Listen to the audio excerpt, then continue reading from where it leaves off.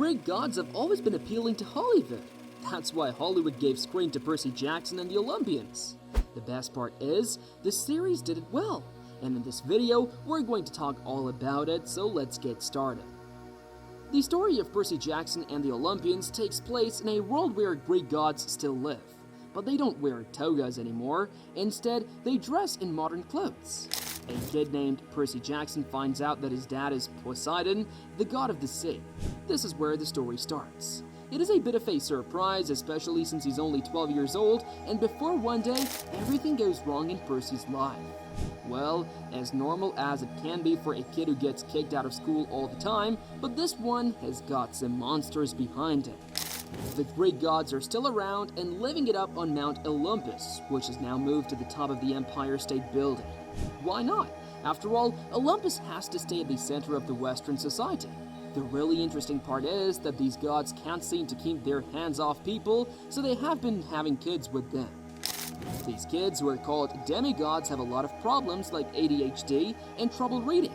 They do this because their brains are hardwired for ancient Greek and war tactics. Well, that makes sense.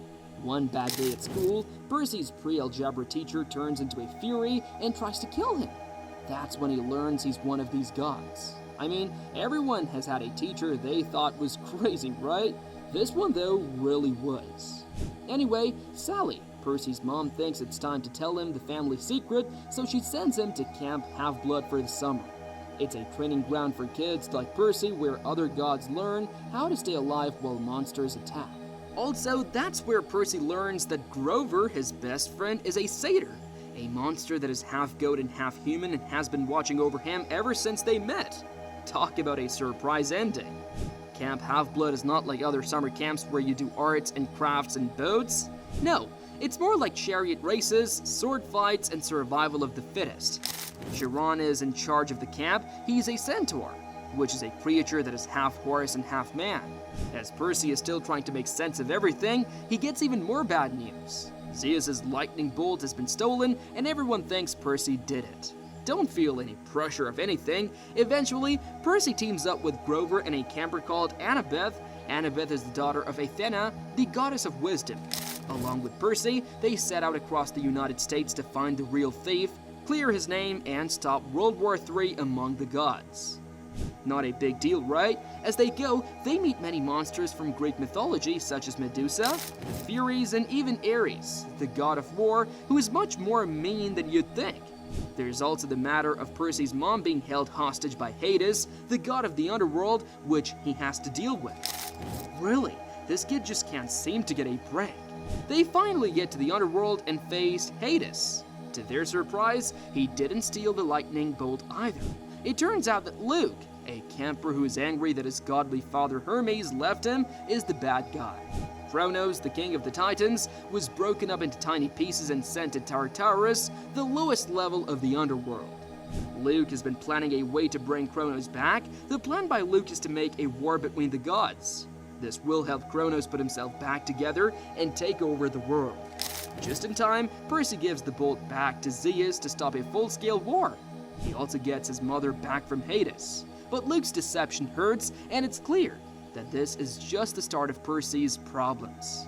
Before the end, Percy chooses to train and think about what to do next at Camp Half-Blood for at least the summer, because he knows one thing for sure: being a god is never dull.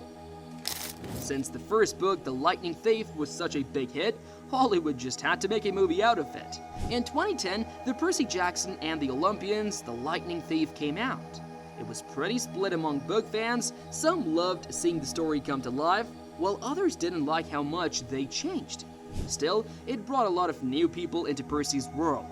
If you thought that was the end of Percy's travels, you were wrong. In the next book, The Sea of Monsters, Percy has to deal with even more trouble. Someone poisoned the magical tree that guards Camp Half-Blood this time, and Percy and his friends need to find the Golden Fleece to fix the tree. Along with Grover, Percy needs to find and save him. The fleece is in the Sea of Monsters, which is a lot like the Bermuda Triangle. Percy finds out along the way that he has a half-brother named Tyson, who is a Cyclops. And let me tell you, this is one big, messy family get-together. The quest is very exciting, and they find many monsters along the way, including Polyphemus, a bad cyclops who is Grover hostage. They get the fleece, save Grover, and fix the tree, but what's the surprise ending? A little too well, the fleece brings back to life Thalia, Zeus's daughter who had been turned into a tree years before. We now have another child of the big three gods, Zeus, Poseidon, and Hades in the mix. This brings back the promise of a child who could either save or destroy the world, and it must be fun, right? Percy Jackson's Sea of Monsters was also made into a movie in 2013. Fans were split, just like in the first movie. Some people liked it, but others were let down by how far it strayed from the book. That's just Hollywood, though. Things get even more intense in The Titan's Curse, which comes next. Percy and his friends are sent on a mission to save two new demigods. However, things go badly when Annabeth is taken, and they have to fight a manticore, which is a very dangerous monster. Their lives are saved by Artemis and her hunters, but Annabeth is still lost, and Artemis is now in trouble too. Some of Artemis's hunters, Thalia, Grover, and Percy, work together to save him. And along the way, they're chased by many monsters such as the Nemean lion and some creepy skeleton fighters. Luke has Annabeth and Artemis locked up when they finally catch up with him. In the end, Percy physically holds up the sky so Artemis can kill the bad guys. One of Artemis's hunters, Zoe Nightshade, gives her life to save the day. Thalia then joins the hunters, so she will no longer age and will not be a part of the prophecy. Percy is now the most likely person to meet the mysterious Great Prophecy, and this is a lot of pressure for a kid who just wants to get through the school year without getting kicked out. After that, there is the Battle of the Labyrinth, in which Percy and his friends have to find their way through the labyrinth, a huge puzzle that is always changing. Daedalus built this maze a very long time ago, so it's not just any maze. The bad news? Luke's army is trying to get into Camp Half-Blood through the labyrinth. If they succeed, the gods will lose. Annabeth, Grover, and Tyson, Percy's half-brother, joined him on his quest to find Daedalus's workshop and stop Luke. The Last Olympian, the last book in the series, is where everything ends. Kronos has taken over Luke's body completely, and he's now leading a full-on attack on Mount Olympus, which is currently visible from New York City. It's up to Percy and the other gods to protect Olympus while the gods fight Typhon, a huge monster that has been let loose across the country. When Percy bats in the river Styx, he makes himself almost impossible to hurt, but for one small spot, just like the Achilles. Percy and Luke are left in the end, and to stop Kronos, Percy sees that he needs to appeal to Luke's humanity. In a heartbreaking moment, Luke gives up his life to destroy Kronos.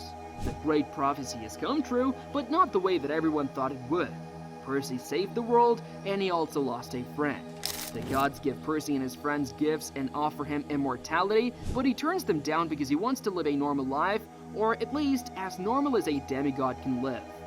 God promises to take back all of their children so that no other god has to feel alone like Luke did. The ending is sad because Percy finally finds peace, but he also knows that more problems are on the way. The fun thing about the Percy Jackson story is that it has both old and new parts. Myths and tales have been around for a long time, but they're happening now with smartphones and the internet. Even though they're dealing with gods and monsters, the characters are easy to relate to because they're just kids trying to figure out who they are and where they fit. The humor is also a big part of why the show is so much fun. There are a lot of snarky comments and funny notes in Percy's narration, which makes even the darkest parts feel a little lighter. Along with that, it's rewarding to see these old gods and monsters slashed down to size, sometimes literally. Do share your views with us in the comment section below. If you enjoyed watching the video, do not forget to like, share, and subscribe to the channel.